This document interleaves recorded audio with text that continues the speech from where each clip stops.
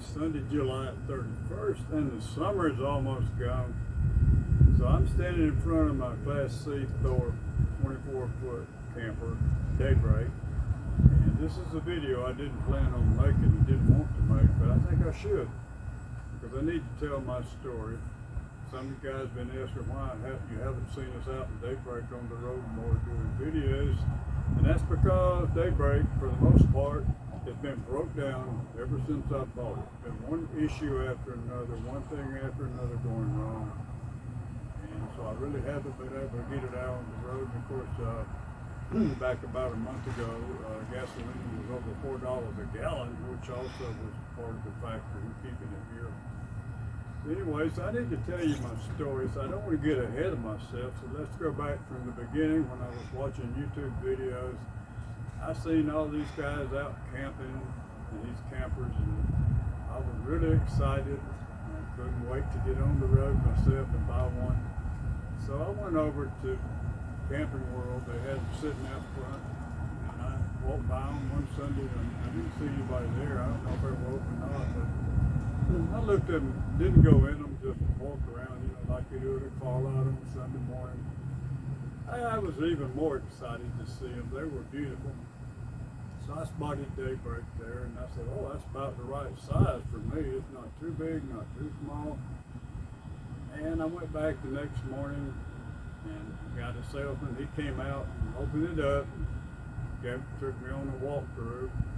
And I was really more in love with it then when I seen how nice it was inside. It looked brand new. I thought it was new, but actually it was a used one. It was a year old. It's a 2021.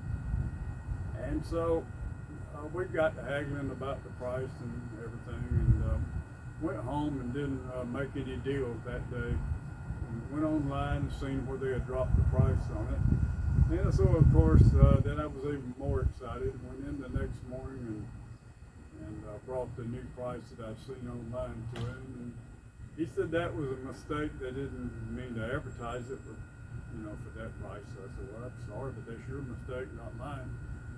And so I told him, I said, I'll buy it for that price. And anyways, so then we went out and found the manager, the finance manager. And so he took us into the office and filled out a lot of paperwork like you do when you buy anything now. And of course, he wanted to sell me all the add-ons he could. And I bought I bought everything just about he had. And so I think it came out to be over almost $7,000 worth of add-ons, which of course they finance that into the loan. And even makes the payments go up even that much more, makes you owe more on the balance. So anyway, I wasn't thinking too much about that. And so what I'm trying to get at you is I made all the rookie mistakes you could make. I mean, I did everything wrong. So I hope this morning by sharing this with you, I can tell you a few things you need to do right.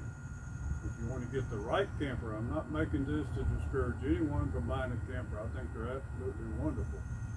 But you want to make sure you do it the right way and get the camper that you want. First thing you need to do is do plenty of research. And then you need to talk to someone that maybe you can find someone that has a camper like the one you're interested in. Next thing I would do is I would get with them and do a walkthrough of their camper. Let them show you what all is available in it, how it works. And this is part of the process of informing yourself so you won't make the mistakes I did. And next thing I would do, I would research the price. You need to decide where you want to buy, a new one or a used one. And one of them, this one's a year old. It still has warranty on the engine transmission. I like that. I think it had about 12,000 miles on it. I like that too. Plenty of warranty left, so I was excited about that. So anyways, then you need to decide whether you want to use the camper part-time or full-time. And if you want a full-time camper and you plan on living in it, I suggest you buy the most camper you can afford. Buy the biggest one and the nicest one you can afford to have. Because the longer you're in it, the smaller it's going to get inside. buy as many amenities as you can. And the next thing you should do, once you find what you want, shop around at different camper places. I suggest mom and pop places, the small ones are usually the best ones where you're going to get the best service. So find you a good mom and pop camper place. And of course you might know a friend or see one advertised online or in the paper or something that could be a good deal. But the biggest mistake I made was when I went into the finance office. I bought every add-on that I could get. I bought all the warranties. I walked over nearly $7,000 worth of add-ons. And so I would never do that again. Because if everything's working like it's supposed to, and that's another important thing, before you sign those papers for a loan or buy one straight out, whichever you do, make sure that everything in there is working. And make sure you know how to work it. And then another thing you want to think about, if you never bought a camper before, you're going to need a lot of equipment. You just can't get in and head out there. Well, I guess you could, but you wouldn't be as comfortable as you want to be. So I think I spent about $1,500 initially on buying supplies, so I could go out there and be pretty comfortable. And I added about a few more $100 later, so I got pretty close to $2,000 worth of amenities equipment that I added on to it. I have a little suggestion. I would never buy a motorhome again. If I had to do it over, I'd go buy a travel trailer, something you could hook up to your vehicle and pull. Make sure your vehicle is big enough, equipped to pull that trailer before you buy it.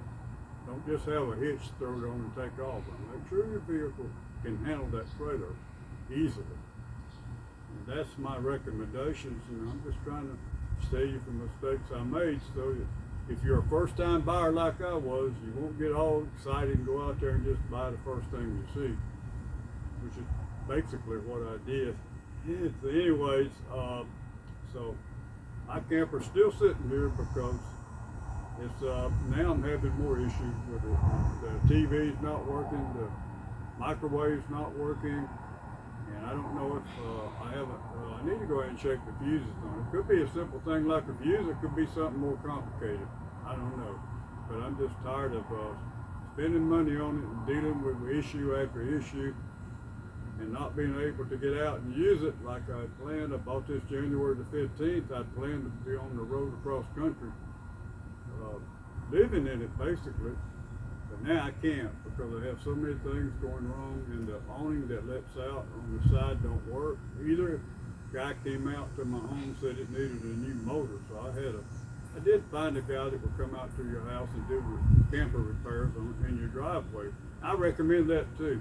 I don't recommend taking it to a camper dealer to have it repaired. And that's just my own personal recommendation. Because if you can find a good RV mechanic that will come out to your driveway and fix things on the spot, you're going to get it done quicker and probably cheaper. I recommend that. But I don't recommend buying a bunch of expensive warranties that you... Okay, in closing this morning, I'd like to say, don't make all the mistakes I made. Don't just get too excited and get camper fever and just go out and buy the first thing you see without knowing a lot about it. So do your homework, do your research, find out exactly what you need. Don't buy the extended warranties.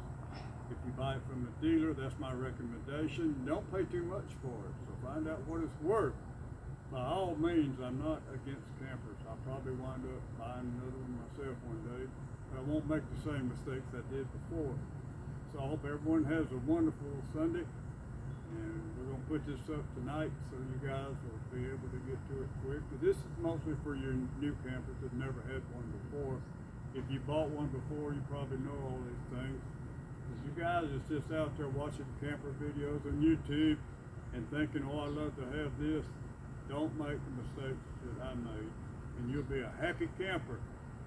So I'd like to invite everyone to watching our video, to subscribe. If you enjoy the videos, we'll be doing lots more. We'll be traveling around more. We'll be using my Jeep for this that has the four-wheel drive, so we can get out and get off-road more with that. And won't have all the problems we've had with Daybreak. anyways, thanks for watching. We'll see you guys on the next adventure.